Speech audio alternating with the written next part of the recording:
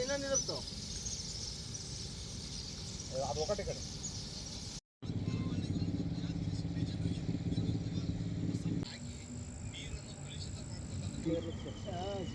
ಒಂದು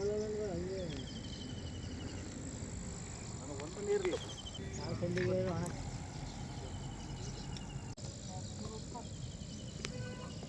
ನಗರ ಹೆಚ್ಚೆ ಮಟ್ಟಿ ಜನರಿಗೆ ಸುತ್ತ ನೀರು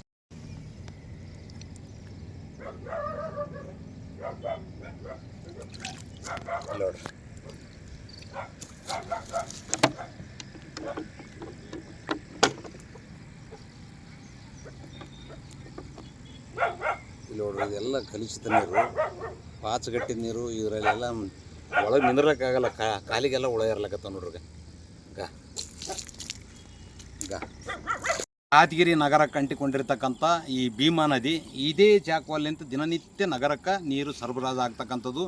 ಈಗ ಮಳೆ ಕಡಿಮೆ ಆಗಿರೋದ್ರಿಂದ ಈ ಅಲ್ಪ ಸ್ವಲ್ಪ ತಗ್ಗುಗುಂಡುಗಳಲ್ಲಿ ನಿಂತಿರ್ತಕ್ಕಂಥ ನೀರುಗಳೇನದ ಕಲುಷಿತ ಆಗಿಸಿ ಮಲಿನ ಆಗಿ ಹಸಿರು ಬಣ್ಣಕ್ಕೆ ತಿರುಗಿ ಇವಾಗ ಕಬ್ಬೆದ್ದು ನಾರ್ತಕ್ಕಂಥ ಪರಿಸ್ಥಿತಿ ನಿರ್ಮಾಣ.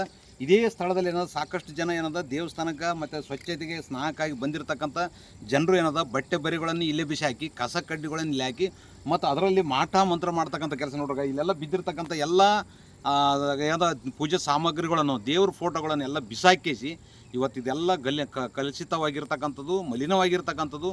ಜಿಲ್ಲಾಡಳಿತ, ನಗರಸಭೆ ಈ ಭೀಮಾ ನದಿ ಉಳಿವಿಗಾಗಿಸಿ ಮುಂದಾಗಬೇಕು.